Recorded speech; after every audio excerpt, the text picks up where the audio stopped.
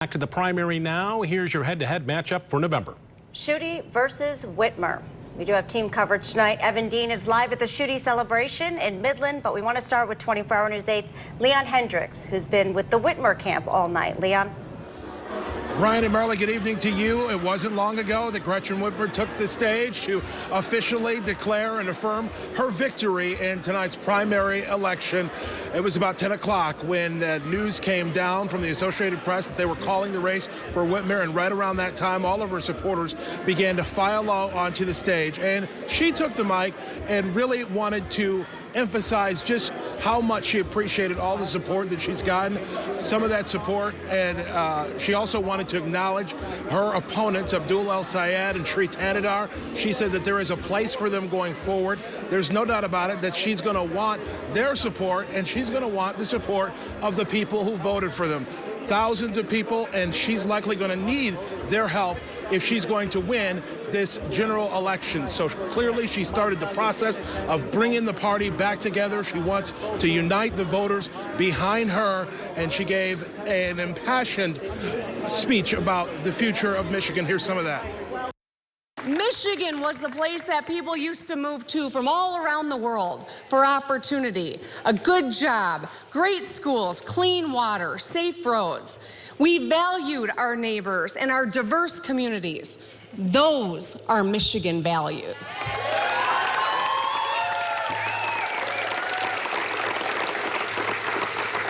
And now it's time for us to look to the future. We need to ensure that Michigan is the place where our kids and grandkids can thrive. Because we all know this, that all children have potential, but not all have opportunity. And that's what is on us to make sure they do. Now here at the Motor City Casino, the party's starting to wrap up. People are starting to leave, but Gretchen Whitmer made it clear from the podium that the work here is just getting started. Her focus is now on the primary election, and she said from the podium today, her goal is to see a retirement party for Bill Schuette come November 6th. She'll be working toward that end, and she's hoping to have a lot of help from the people who were here tonight. Right now, we'll send things back to you. All right, Leon Hendricks live in Detroit. Thank you for that. Let's go back live to Midland now. Bill Schuette declaring victory tonight. Evan Dean in the middle of a celebration that got underway early, Evan. Yeah, Brian, good evening. It did get underway early. The crowd has cleared out now, but you said it. There was no doubt a celebration at Dow Diamond here tonight as Attorney General Bill Schuette earned a big win and the Republican nominee for governor of Michigan. Of course, he did spend some time shaking hands, thanking supporters. But he also said the real campaign starts now, a 90-second break before a 90-day sprint, as he's now set to take on Democratic nominee Gretchen Whitmer. Now, a big question moving forward, at least right now, is how strongly the other Republican candidates will stand behind Schuette. This was an ugly primary race, especially between Schuette and Lieutenant Governor Brian Kelly. And as of our interview with Schuette at 10:30, he said he hadn't yet received a concession call from Kelly. Still, he believes the party will unify despite all those attack ads leading up to tonight.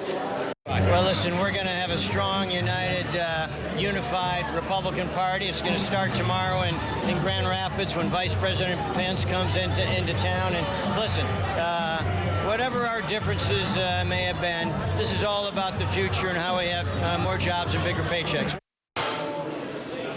Of course, Schuette has also made it very well known that he's earned the endorsement of our president, Donald Trump. But it was noted that he didn't mention Trump during his victory speech tonight, and he was asked about whether or not that endorsement will help him now that the voting pool has opened up. Take a listen. President Trump is going to help me and all the Republicans. Again, the same negative voices are the ones who said that President Trump wasn't going to win in 2016. It's an old refrain. Now, as we wrap it up tonight, it sure won't be long before Schuette's back in West Michigan. As he said in that speech and in that interview tonight, he'll be in Grand Rapids tomorrow as Vice President Mike Pence comes to town for a unifying rally in which this campaign will really start to heat up, and we'll continue to follow. Reporting live in Midland, Evan Dean, 24-hour News 8. All right, Evan, thank you. Another big race that a lot of folks were following tonight, the John James Sandy Pensler race. James winning the right to face off against incumbent Democrat Debbie Stabenow for the U.S. Senate seat in November. We do want to take a deeper dive on the numbers tonight. 24-Hour News 8's political reporter Rick Albin. He has been with us all night long analyzing the vote totals. Rick, walk us through some of these races. Well, there's some pretty interesting ones out here. The governor's race we'll talk about a little later in the program, and that's going to be pretty much a wash. When you look at the map, you'll see it's all green or all yellow. Those are the colors assigned to both Schuette and Whitmer. But I want to look at some of these other races because we've got a bunch of open Senate seats, including the one in the 19th. Only 56% reporting here. Ionia County hasn't reported at all. 67-33, two former House members running in that race. In the 26th district, with Allegan County being a big part of the vote, and it is not reporting any significant numbers right now, Nesbitt's leading Janetsky. Again, two more former House members, 69-19, but Janetsky's from Allegan County. We want to take a look at those numbers when those percentages get higher. Here in the 34th district, again, very tight, 82%, 51-49. Still waiting for some votes to come in Oceana County. Current Rep. Holly Hughes, former Rep. John Bumstead.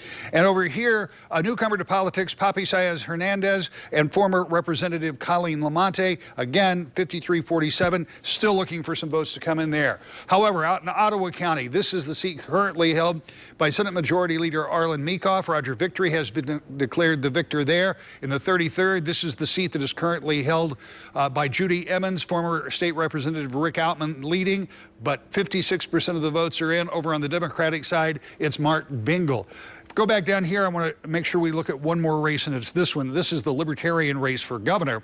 Bill Jeleno is 59% to John Tater's 41% with about 56%.